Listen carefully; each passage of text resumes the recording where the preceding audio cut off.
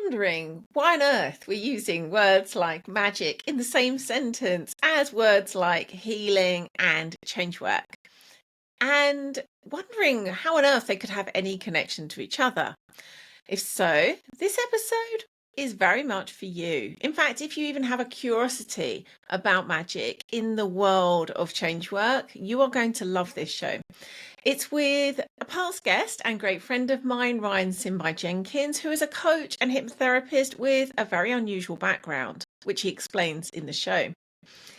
We talk about what we actually even mean by magic. We define that first, and then we share our own experiences and perspectives of using magic in healing and change work. And there was once upon a time where I didn't even believe magic was real. And yet, where I am today, I can't possibly imagine doing the work I do without it. So, if you are at all curious about this topic or come at it like, what on earth are they talking about? I really hope you get some answers that mean nothing to you in this show. Let's dive in. Hello, Ryan. A huge warm welcome back to the show. Hi, Lian. Thanks for having me. I can't remember when you were last on. Is it a couple of years? We talk so much in between that it's sort of, I have no idea because we talk in between all the shows, but I think it's probably a couple of years ago that you were last on, potentially when we were talking about what I call the shadow knees. I think that might have been the last time. That was it. Mm, That was it. Yeah, I think it was 2 years ago. Time yeah. flies. Yes. Well, this feels like the topic in a way that we've spent all of the years since we first met, whenever that was, working our way towards having this conversation. It feels Yeah. like. This is the one. This is the one. Magic and change work. Yeah. So, as we were just talking about, I think beginning with what we mean by magic is important. As we were saying, it can be used as this kind of adjective, as you said, like, oh, the spa day I had was magical. We talk about experiences as being magical, and whilst that is a wonderful adjective, it isn't what we mean. Yes. And so let's start there, and we'll probably sort of quote other people as we kind of build the case about magic. But you go first. When you're using that word magic, what do you mean? Well, my definition is the definition that most resonates with me, that has most resonated with me for years, is Alastair Crowley's definition, which is the art and change, the art and science of causing change in accordance with will. So there's a lot of moving parts in that definition, but it presumes a process, it presumes a doing, it presumes an action rather than an effect, like a magical cupcake or a wonderful event, magical event or something.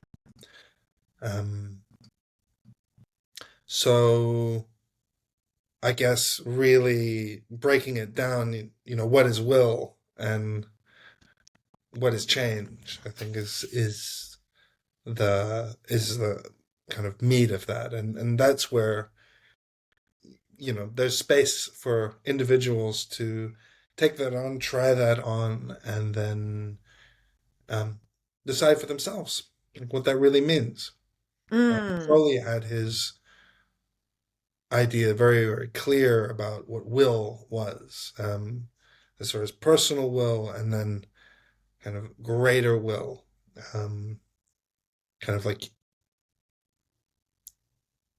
the idea very similar, like your dharma, right? Yeah.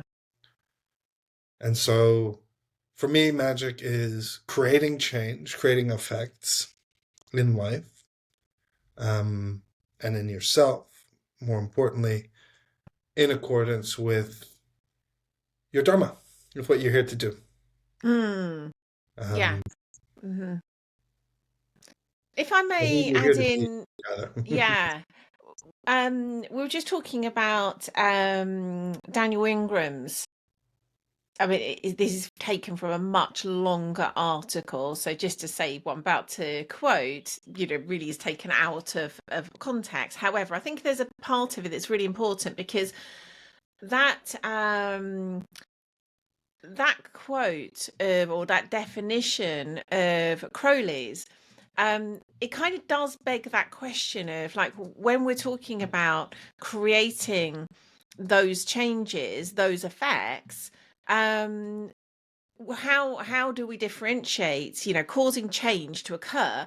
That change um could be something that the definition itself doesn't differentiate between change that is created magically versus any other change. And I think this part that Daniel Ingram talks about is really helpful in creating that distinction. So Daniel says, consciousness plus intent produces magic. Anything that's produced by these two, even if present in the smallest way, is a magical act or product. He then goes on to differentiate between ordinary magic, which is basically, like simple intentions leading to actions, like typical cause and effect, like lifting a spoon is an example he gives, Mm. versus extraordinary magic. And he defines this includes a level of causal effects that are beyond what most people consider ordinary world of cause and effect. And I think that's important, isn't it? Because it's not to say, you could say, well, all actions, all change is magical. And in one definition, that's true. But then if we're trying to have a conversation where we're distinguishing magic, it feels important to say, okay, we're now talking specifically about the kind of magic that is beyond what we think is possible in the realm of science when it comes to cause and effect. Yeah, Magic is something that lies outside of that kind of change. right. Um, and even, you think about science, what really is science seems to be the arbiter of what is the agreed consensus, what is For sure. societal Hmm. consensus. And so people look to science quite often to say, well, this is what's normal, this is what we can expect. Whereas if you operate in a different frame, or if you're living in a traditional society, for example, in Papua New Guinea, where I was born, or other indigenous communities, what is considered normal is completely different. And Mm. what you will experience if you are there, even in an objective world, is the effects are very different. And you'll go, Mm. okay, how did they do that? And people will like, well, that's John. He does that. He calls the rain. What do you, what? It's just technology. Mm. You know. Yes, it's all And happening within a different worldview, a different yeah, context, different things, therefore, are possible. things are And possible. some of them are beyond. Again, it's like sometimes we can talk about science as if it is a kind of almost like a thing in its own right, but really it's only a way of measuring what we're able currently to be conscious of and to measure. Like it Yeah, really isn't very much more than that. And so what we're talking about here is in, what we consider normal cause and effect is only what we currently are able to understand and measure. And yet it's still a useful definition, again, if we're trying to define what is it we mean by magic. and I even think of science as a magical lineage, Mm, which it is a methodology certainly, um, but it comes from alchemy. It comes from yes. a magical lineage, and so even in modernity, where we're caught up in a materialistic uh, paradigm, that whole paradigm comes from a magical lineage. And so I laugh. I have a good chuckle when people tell me, well, this is evidence based and that's why it works. And this is not evidence based and we don't know why it doesn't work, therefore it doesn't work. Like, Mm, well, no, it works. It works very well, and it often works better. And in a few years, when you fit it into your paradigm, then you can get everybody to agree that it works and then take credit for it, where everybody's been using it for thousands of years. There's a Speak. couple of things this brings to mind what you've just said there. One is on last week's podcast episode, which was with Aidan Wachter, and we were talking about, I guess, as he calls it, you know, how he's got that really beautiful for saying, instead of saying two sides of the same coin, he calls it like one stone. And we're Yeah. talking about how neurodivergence and magic are one stone, although I put it out as two sides of the same coin, so no one would know what I meant by one stone.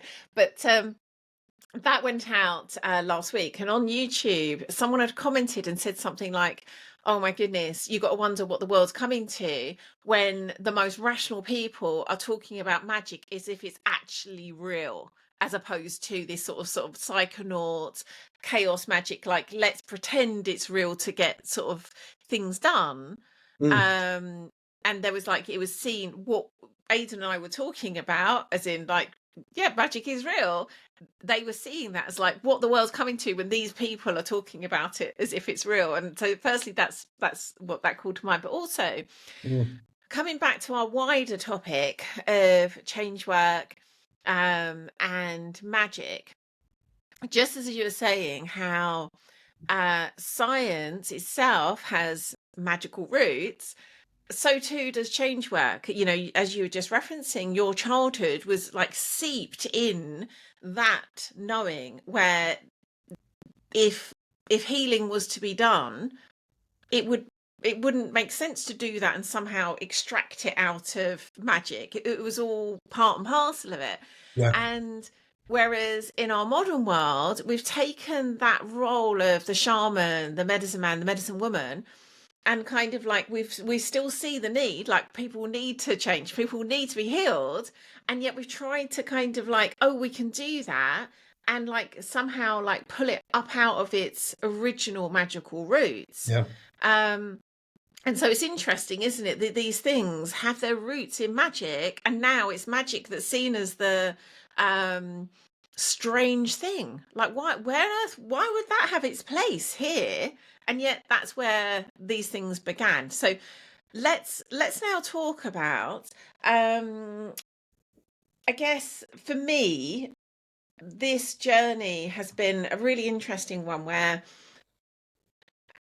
my kind of initial work, both personally and also my work serving others, even though it was unashamedly spiritual in nature, I really didn't see there was a role for magic. Yeah. And it really, you know, you were very influential in me realizing like these things belong together, and not just belong together, they are together. It's my blindness that's not allowed me to see that. And now it doesn't make sense. Like if they belong, so they are so much the same thing, one stone again, as Aidan said. It's like, how could you even separate them? Yeah. So yeah, firstly, endless gratitude to you for your role in me arriving where I am today. I would love to know what that's looked like for you. It's such an interesting kind of conversation, to which I find myself at the beginning of every cycle, every few years. And for me, growing up in Papua New Guinea, spending time with an indigenous tribe that was even more far removed from the ordinary population of Papua New Guinea. So a lost tribe that lost, they were always there. They weren't lost. Yeah, It's the rest of us. it's the rest of us that hadn't found them. But my mother discovered this tribe in 1982. She was an anthropologist, and had the great fortune of working with them and becoming part of the tribe, really. And myself and my brother grew up with the tribe. My father, the whole family spent so much time out there that we got to experience what it is, to at least a taste of what it is to of what our ancestors experience. We're talking about the Stone Age or even prior. And the level of consciousness and the way that they interact with their environment is very different and also very similar in the sense that first it's different because it is magical. It has an understanding of certain forces, certain dimensions of experience that we as modern people would laugh it off, say that they're, these silly archaic people with their archaic beliefs, and yet for them it allowed them to survive. It's Mm. practical, it's pragmatic. Yes, yes, And yes. so for me, magic is, and change work, and in fact anything, it's about the greatest philosophy. I'm not too interested in whether it's right or wrong. Does it work? Mm. Um, Yeah. and in the same, so in my own experience, in my own life as a child, I grew up within that. I experienced that firsthand. I experienced trance rituals, healing rituals, hypnotic work, which really greatly informs my work today, but created that spark, that inner spark that really got me into it.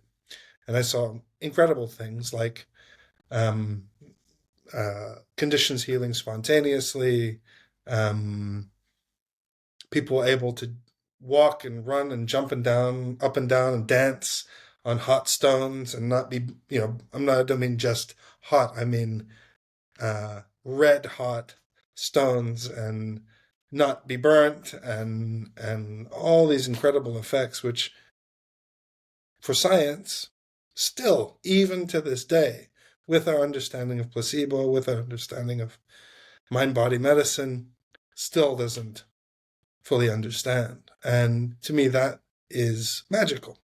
Mm. Um,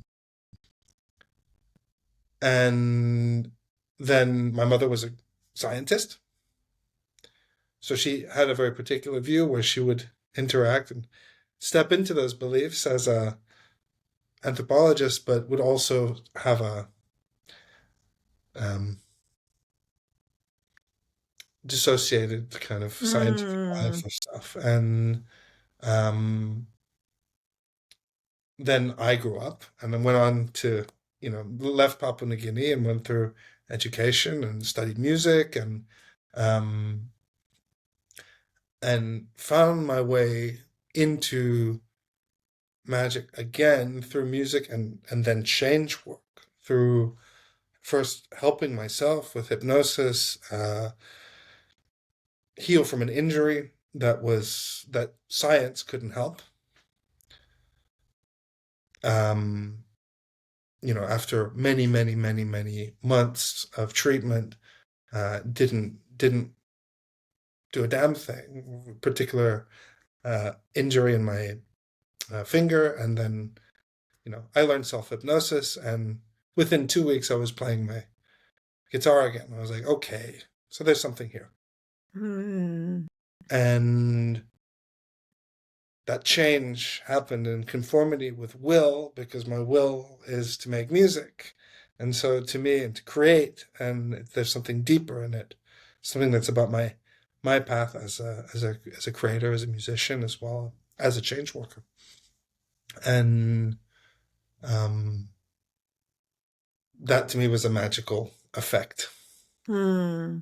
But then again, you talk about modernity and kind of the indigenous perspective on things. It wasn't long ago that I saw a video of a YouTuber who went up the river in the Amazon to do an ayahuasca ceremony with his friend, and they get to the village, and somewhere during the journey, his friend develops an eye infection, and they're like, "Okay, this is getting worse.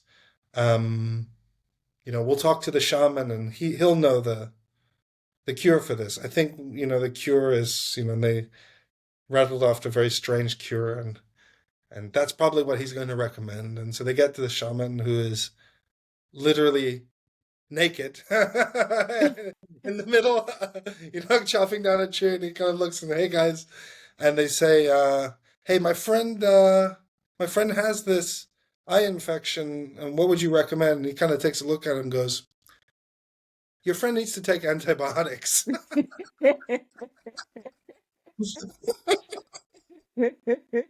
know, Which once upon a time would have also been considered magic, wouldn't right? it? It's the practical thing. We can do the old school remedy, which is kind of disgusting, or your buddy can take some antibiotics. I love that. I love that. What you were saying at the beginning there about the efficacy, and it reminded me of when I was doing my shamanic training, which of course is again like talk about magic and healing stroke change work, like just being one stone. Mm, Like that was this like deep immersion for me into like, oh, of course, like this literally can't happen except magically.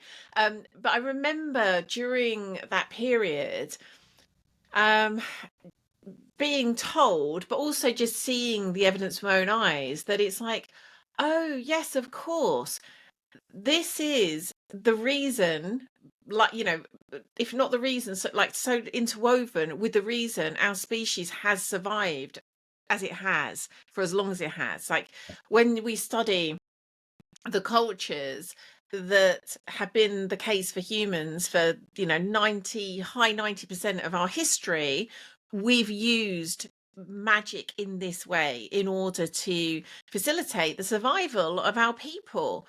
mm, That is like intrinsically part of how we've evolved, how we've got this far. And it's mm. actually a really small slice of time that we think we can do this without magic. Yeah, And that reminded me of that. It's like, yeah, this isn't just a kind of, a nice to have or a kind of icing on the cake. It's actually like immensely practical, is yeah, how we've got where we've got to. Um, and I think that's something helpful to recognize. Like it's quite humbling, isn't it, really, that we think based on this like tiny slice of time that we've got things right. And it's like that's been built on all of our ancestors over time getting to the point where they were even alive to have us be here in the world. And again, it was built on this like understanding of what we're now calling magic. yeah. It worked because we're here. And we survived because it's practical and it works. And even if you think about the psychological nature of time in the Hagahai in back in the jungle in Papua New Guinea, their experience of time is completely different from your experience of time, from my experience of time as a modern person. Time itself is magical. It's this long, kind of very, very almost vertical space where the experience itself of a day is very different. And yeah, it's something that's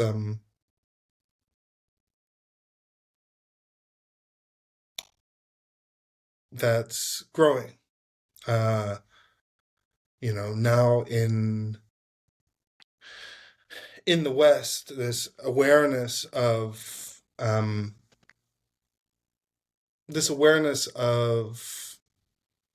the indigenous perspective, this awareness of ourselves as changing organisms in this kind of seemingly straight line of time, and change itself. Like if you even look at your body and look at your life, it's always in change. We are change. And so if you look at healing and therapy, traditional therapy work, um, if you work with a great change worker, a great hypnotist, or a great um, change artist in some way, what they are capable of in 10 minutes can often be, in certain cases, in certain situations, be well out of the order of what's possible Mm. scientifically, um, what's agreed upon, uh, what's possible. For example, somebody could be 18 years in therapy speaking about a particular phobia or a particular experience and experiencing every day. And it's this solid thing in their experience, and they're talking to a therapist and they haven't been able to get over it. And with a good change worker, I mean, you can change that in a relatively short period of time. That shouldn't be possible. So is that Mm. magic? Well, it's about how you're defining things. And I think that is actually in that, looking at Daniel's um, th- uh, definition of magic, that's somewhere in the middle between sort of Mm. ordinary effects and extraordinary effects. And then if you look at goetic magic, so if you look at someone like Dr. Stephen Skinner, who is this incredible author in um, the Western magical system, and he will say, from his point of view, that stuff, the psychological stuff, is amazing, and its effects are far above the order of what's ordinarily possible, but isn't magic. Isn't Mm. For him, it's very specific operations and summoning spirits and invocation, and for very specific things and practical things. And Mm. the effects are immediate, and the effects are measurable, and the effects are um, kind of sound redundant, magical. Dare you say? Um, I love that, actually, where this conversation is going, because I was pondering when you were talking about change and time, how, and don't want to go too much of a tangent on this, because this would be a whole show in itself, and I have done some recently. They're actually on this topic, but looking at life, the world, ourselves from, I guess, a more animistic perspective, we recognize that anything that's happening for us, in us, within us, is happening within a context, within an ecology. Yeah. And certainly for me personally, but I know this isn't just personal, the more I've reclaimed a magical worldview, it's also kind of been a reclaiming of the animist worldview, which has also informed what I see as happening when we do change, when we are healing, when we're in transformation. We start to recognize that um even when we look back and think, well, I used to, before I had this worldview, I thought I was just kind of like, for example, going to a therapist or doing this or doing that, as if I was kind of like still doing it. Sorry. Oh, hang on. Let me just No worries. uh darn it. Just mark the script as well.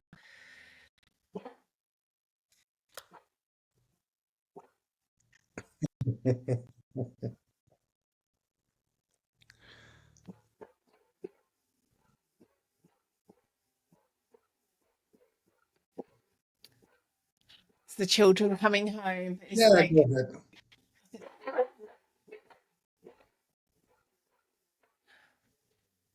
2 secs. I'll see if No I can. worries.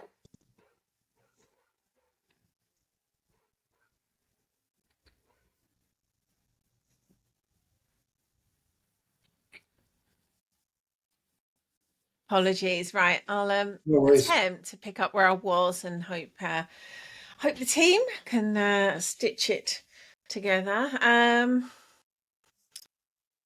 Hopefully they'll settle out.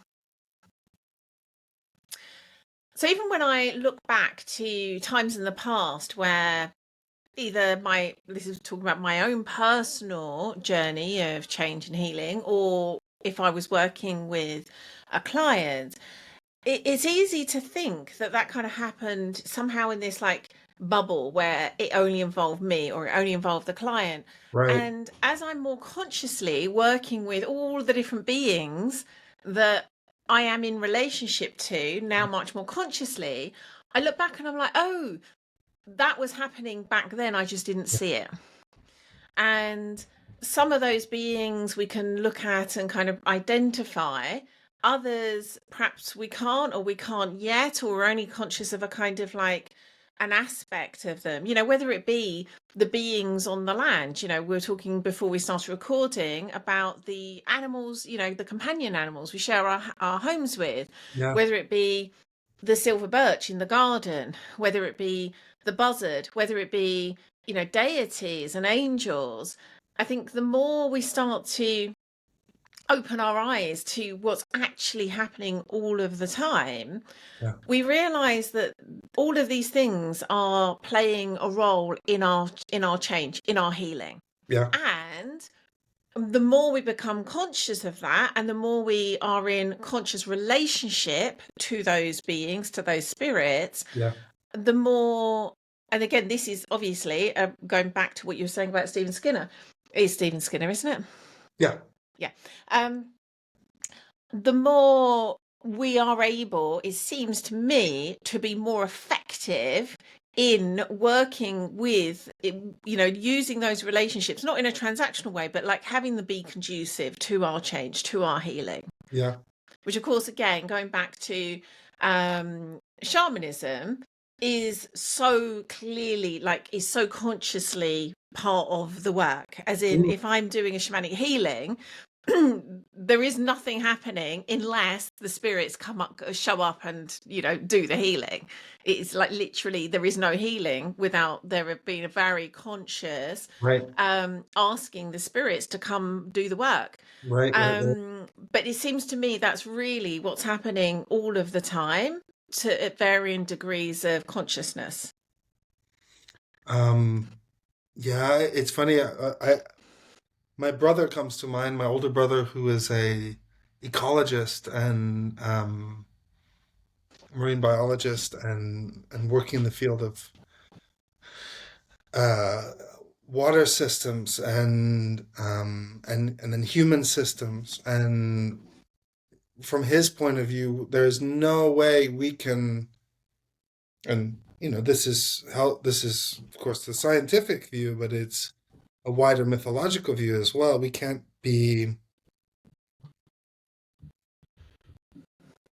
we are not different or not separate from our gut microbiome or the microbiome of the person sitting next to us on the metro, their gut microbiome, and that influences us.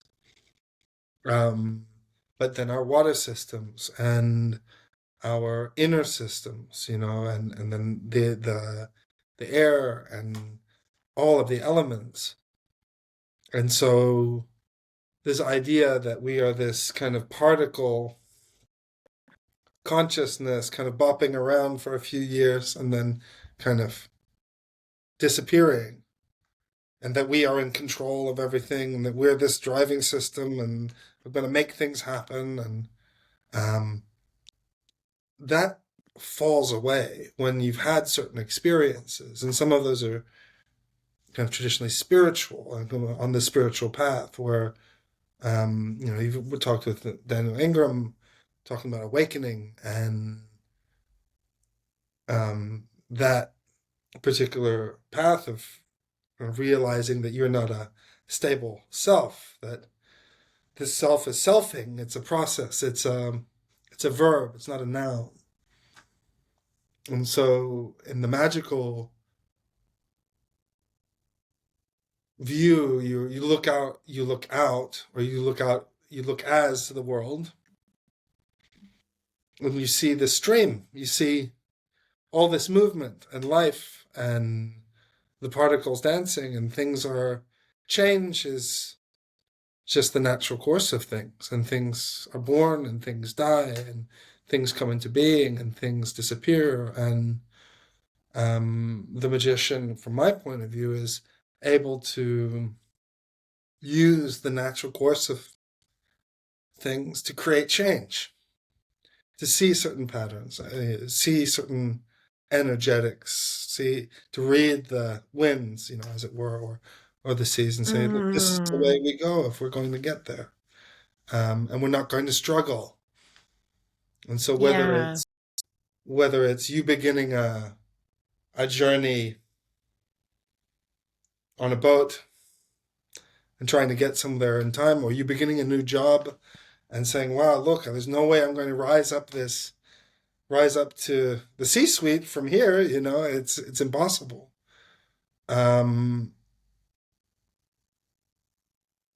There are things that you can be doing for yourself and be guided through, and processes, and some of these are typically psychological, and some of these are much more mythical and somatic, but it's all tied to your will, which is not just this little self that's bopping around, but what is your true nature? Who are you? What are you here for? It's not my belief that we're here, that we have certain gifts and we're here to do them. It's my knowing. I don't believe that. I know it. Each and Yeah. every one of us has our magic, and it's not some sort of postmodern idea of, now I'm going to find my purpose and suddenly I'm going to become a coach, or suddenly I'm going to become, if that was true, then so many coaches will be incredibly fulfilled and gifted and successful and happy. And my sense is that in the change worker field, so many people were sold this idea of, okay, you find your purpose and this is a great thing, and then sold this idea of helping others, and we all want to give back. But if you're honest, maybe that wasn't for me, and maybe I would be much suited towards something else. And you have to look at what you're actually suited for.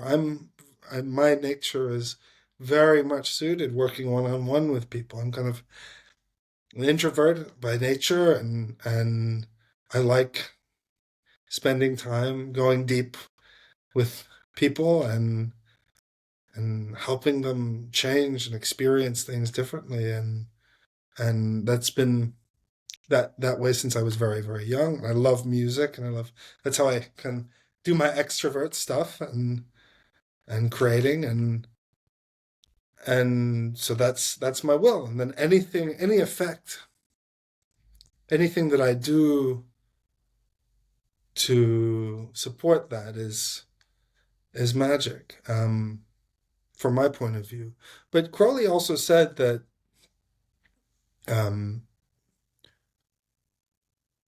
any magic that's not, I'm going to butcher his words, but something to the effect that any magic that wasn't geared fundamentally to what he called the knowledge and conversation of the Holy Guardian Angel, which is that knowing of who you are and what you're here to do, and that clear tuning into that radio station. Anything that wasn't geared towards that, and then towards your will, any magic that you do that wasn't to that effect, was black magic. There's some irony, isn't it? Of like, Right. given so many people consider anything that Crowley did is black Black magic. magic, There's right. some like just delicious irony in that. I love that. So we are coming up towards the end of this conversation. But I love where we were just coming to, and I think this is a really important distinction. In fact, there's a couple here. So one is, um, as I was saying earlier, and I know the case is the same for you, and also for many listeners to this show. There's although my sort of initial journey with, again, whether we will call it change work, anything in that field, started out being spiritual. Mm. There is something I think really powerful in this recognition that there is a distinction to be made between kind of working sort of spiritually, let's say, and working magically, and they go hand in hand. And yet there is something, certainly talking personally, really powerful in that recognition that there is this almost like working with spirit, working spiritually Mm. is in itself, like the more we do that consciously with intention, going back to Daniel Ingram's quote, um, there is something about that is allows us, again, it seems to me, to create more powerful change, to be more effective in it. Absolutely. And I love the fact, as you were just talking about, Daniel Ingram is one of those people who is, you know, gone very far down the kind of spiritual path in Buddhist tradition, and yet is also an unashamed like magical practitioner. And so Yeah. even when we are kind of like so far along that whole path of understanding the self as a selfing process, there is As a still a role scientist. for, Well, yeah, and a scientist, yes, very good point. There is still a role for this, like, oh, I'm going to consciously affect change in the world. yeah. And then so I think there's something there that's really important, because it certainly can seem as though it's like, oh, well, just because I'm on a spiritual path, therefore I can just kind of, just float around and let things happen. And yet again, there is something about us recognizing that there is agency. And Yeah. again, that's a whole conversation itself, because we can get very attached to like thinking we're in control and doing it all. So, Yeah. there's distinctions around that too. But there is something, I think, very empowering about recognizing there is a role that we can consciously play. Yeah. And you were touching on this really beautifully. There's a quote I shared quite recently. I think it might be Marion Woodman, a Jungian. I can't quite remember, but it was something like the kind of natural direction we move is towards wholeness, is towards healing. Yeah. And more, that firstly seems very much the truth to me. Mm. And it's less that we are perhaps creating healing, creating change. It's more that we are aligning ourselves with it. We're getting out of the way of it happening. So I Yeah. think in this modern world, so much of the time, we are sort of using our will against ourselves. We're using our will against aligning with wholeness. Mm. And so for me, the kind of perhaps the truest magical act is to allow ourselves to be in alignment with the flow of healing, with the Yeah. flow towards wholeness. Absolutely. If you look at the original doctor, right, Paracelsus, and all of the alchemical potions that he would create and um, recommend to patients for healing, it was all in order to bring things into alignment. And that was, he was the Mm. original doctor, you know, as far as sort of Western medicine.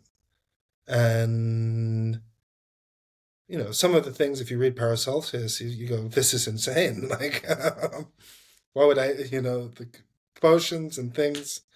But the idea is that there was a magical effect. And so now you can't kind of have a holistic view, I really believe, of reality without understanding science. And Mm. so for me, my own personal work is bridging that ancestral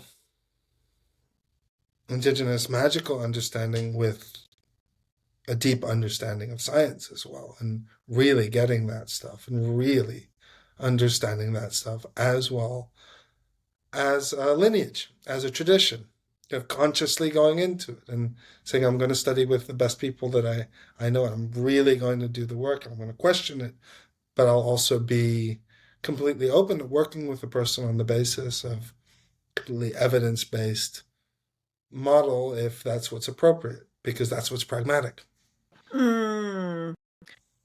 Yeah, I love that. That reminds me of a conversation I was having with Lian in the team this week, where there's a couple of things here. So we're about to guide a group of people through an 8-week, very intentionally shamanic alchemical microdosing journey. Wow. And one of the pieces of guidance she'd been given was let the results speak for themselves. And we had a whole conversation of like, what does that mean? What is the guidance was given by the teacher plant? What does that mean? And we were having a conversation about results and how do we understand the results and what does that look like? What's her role in understanding? Like how do we allow the results to speak for themselves?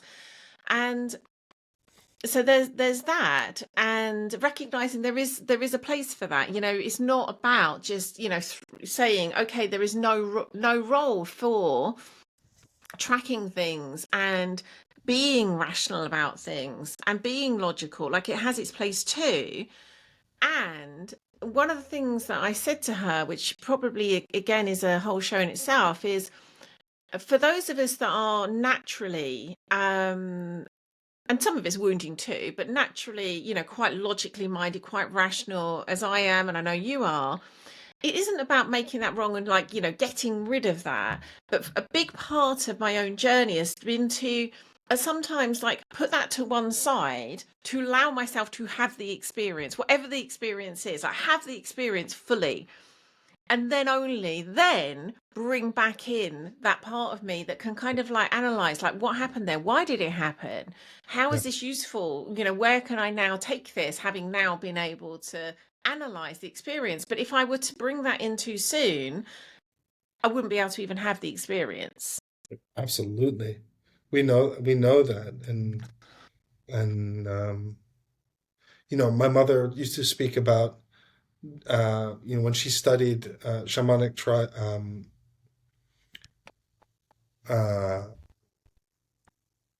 groups in Belize in Central America, and their religion is it's indigenous, and it's also mixed with the Afro-Caribbean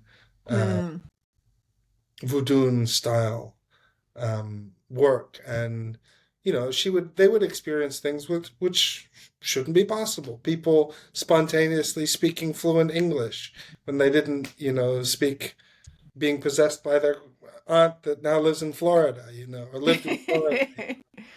It shouldn't be possible. And so, that conversation with her, like, how do you explain that? And she will, like a good scientist, say, I don't know. A much underused phrase, as I said a proper this week.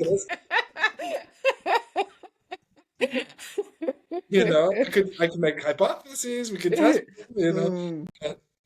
we haven't come to this foregone conclusion because it's a process. And I really love that. And that's taught me so much about the magical work as well, because it is an art and science. And so there's a part of it that's very much artistic. And there's a part of it that's very scientific. It's doing certain things in certain ways, knowing the recipe, following it to a T, really doing it meticulously, and seeing the effects or not seeing the effects. So we are up on time. If a listener is perhaps already, perhaps they're already a change worker, or they're in some kind of change work, but not with this conscious inclusion of magic, What would you suggest to them as a way that they can start to experience that, to allow it to have a role in change work? What would you suggest?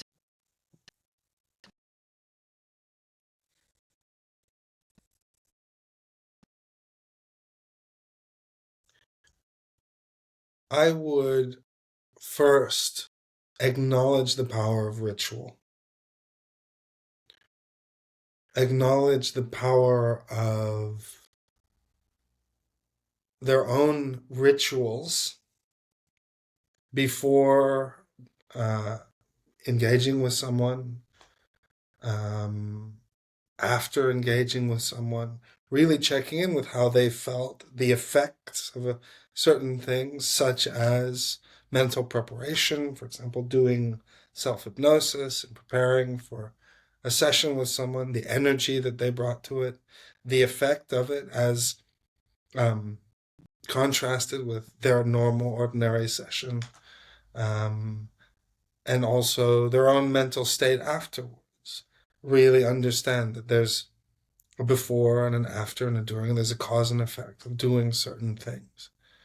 So that would be the first thing, is the power of ritual, because so in at least evidence-based work, and my speciality is hypnotherapy, and evidence-based hypnotherapy on one end, and then more kind of Ericksonian, mythical, magical stuff on the other end, and they blend. And but in the more hardcore evidence-based work, there's a complete depreciation, and a kind of poo-pooing of anything magical as woo-woo, and Yeah, there's what almost a kind of like conscious rejection of magic, as if it's going to um I can't think of the word, like infiltrate, or like make poisonous. It will detract from it. So there is a kind of, I'm not that I'm in that world, but from what I sure. can understand, it's almost like, let's be really clear, like, magic has no place. This is not magic. This is, hard clinical practice. And I get it, and I understand it, I even respect it on some level. They're like everything, there's a light and a shadow. Mm. Um, and there are a lot of charlatans in the world, both in science and uh, change work, and Hmm. and shamanism. Just spend a week in Peru, and you'll find out. Um, and so I understand it. It's about standards. It's about rules. It's about structures that have to be followed. And the thing is that I heard, for example, there's a Stanford, one of the top researchers at Stanford, that speaks about hypnosis and meditation. And when he says, the difference between hypnosis and meditation is more about being in the present, and comes from the East, and hypnosis is more about goal-directed focus, and it's more from the West. Well, that's not exactly true. It's not historically correct. The same processes exist in both. In the West, there are deep meditative practices that are designed to keep you in the present, and in the East, or in traditional or indigenous societies, there's practices that are hypnotic and are about working on the future, and it's important to acknowledge that. Mm. So you get to make your own choices. Yeah. You get to make your own. You get to make your own experiments. But what I would invite people to do is to experiment and to have a different view and recognize that when you're working with somebody, you're not working with that individual. You're working with their whole family line. You're working with everyone that's come before them and everyone that's in their family. That we're not, and all their friends and the colleagues Mm. and everyone with them is going to honoring the fact that we're connected in so many ways, and one change, um, however small, can ripple out through everyone's lives, and the impact that you potential impact that you have, both positive and negative, is real. And so to honor that and to have that in mind when you're seated in front of someone and you're going through a medical style scripted kind of procedure, there's a reality to that that's far deeper than just this kind of bag of things, a bag of what do they call that? Components and material view. Yeah, very much so.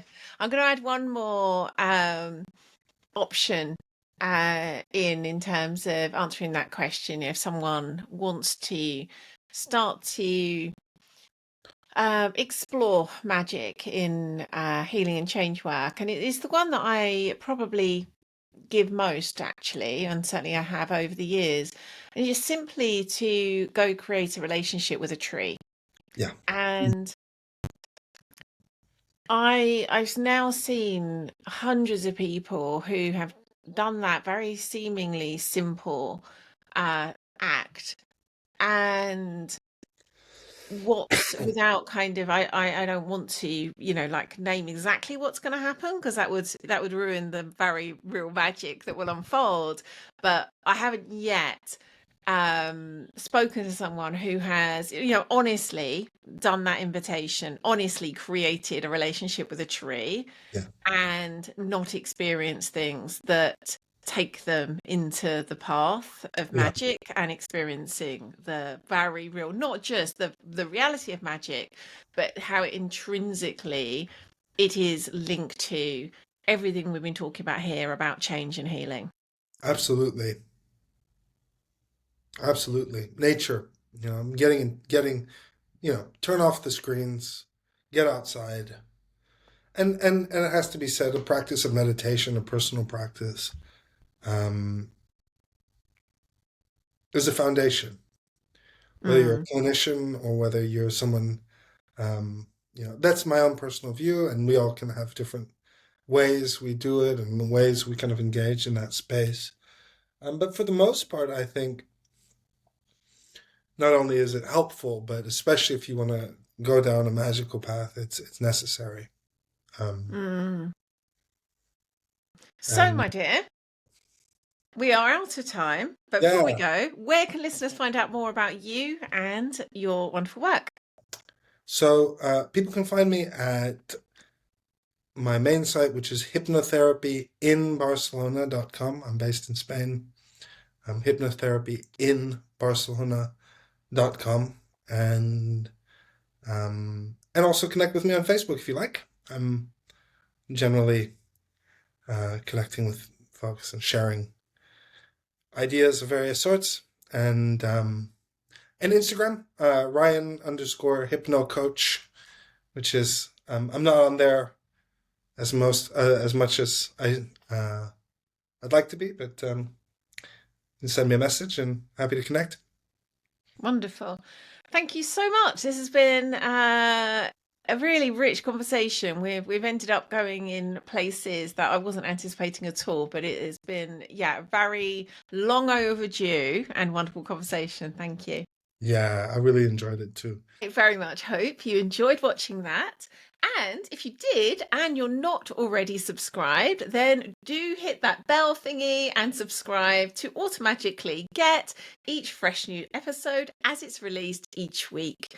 If you'd like to find out more about the work we do at Be Mythical to guide and support old souls in this new world to live their own unique myth, do hop along to bemythical.com and you'll find out all the ways you can join us and go deeper with us on your own mythical journey. Lots of love for now. Mwah. See you again next week.